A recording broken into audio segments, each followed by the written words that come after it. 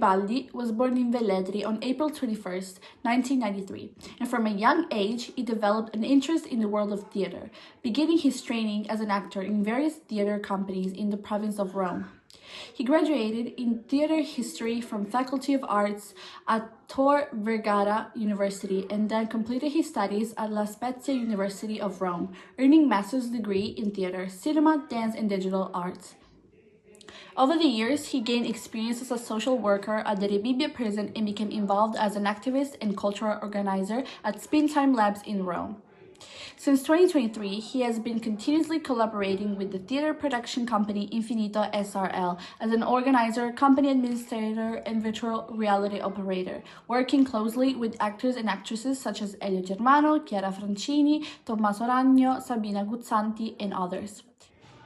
He is also currently the operational manager of all virtual reality productions of Infinito SRL in partnership with Gold Enterprise. Additionally, he actively supports and participates in the production activities of the Argot Studio Theater in Rome. This is our interview with Francesco Tibaldi. Good afternoon and welcome to IISL Palma in Falcone Borsellino. It's a great honor to have you here with us today.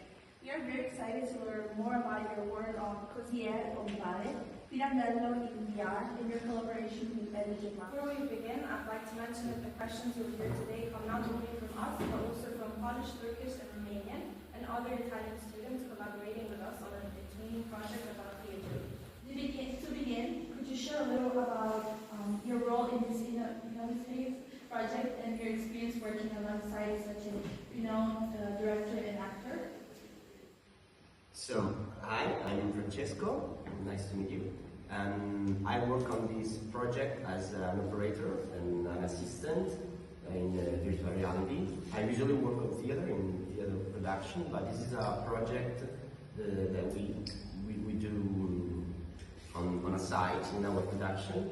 We started on 2019, trying to mix virtual reality and theater, but not to create another language, not to substitute the theater. So we produce theater, but we think that there is another way of communicating something, and virtual reality is one of these. Okay, thank you. What unique qualities or skills do you think artists and audiences develop through engaging with theater? With theater in particular, we can put ourselves in a social dimension for real, so we can see something that could really change our life, maybe, if the theater is good. So if what we're seeing is something that is connected to the reality, we can find something also that is useful for our life. That's what I think on theater. That experience, as I said before, is a little bit different, and it's engaged also on theater, but we will see that the modality, the mode of use, and also the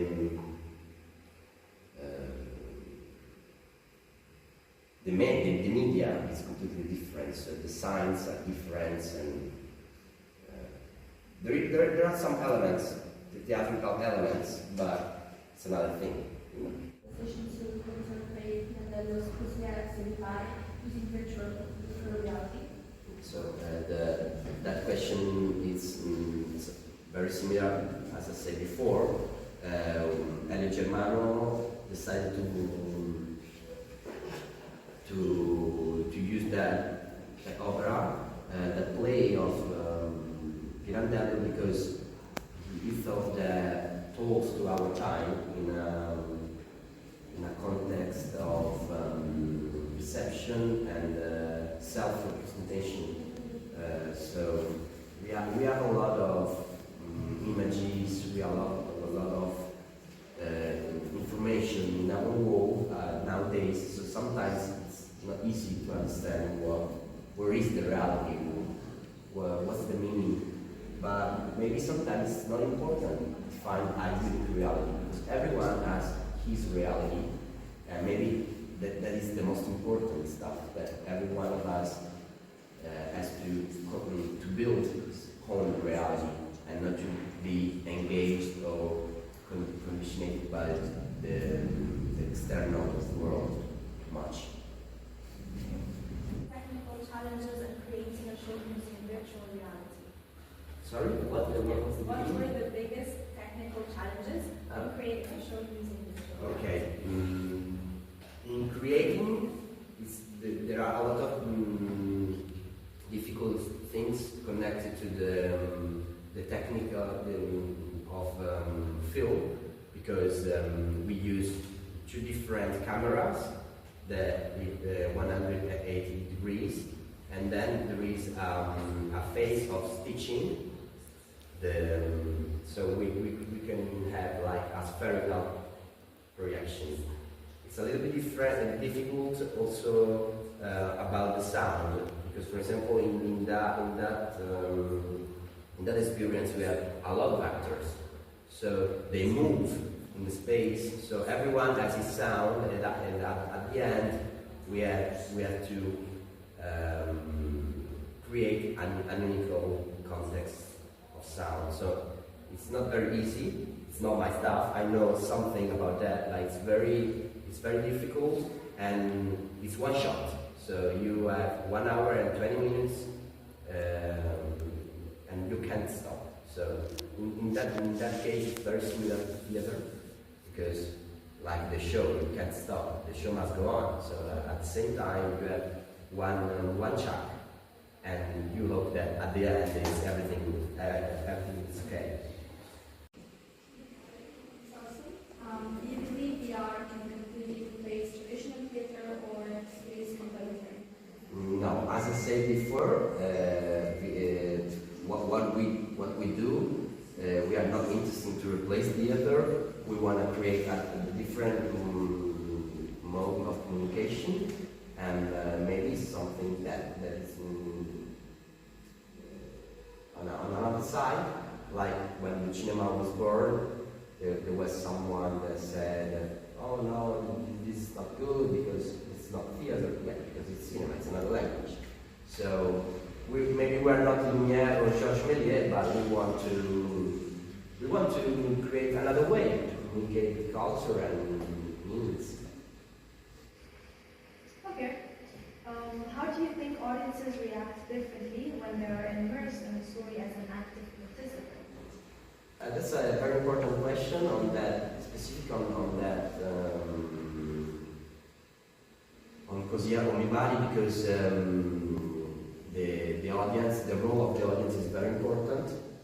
I don't want to spoil you, but you will be one of the participants. So the actors talk to you. So there is something that creates like an astonishment in the audience.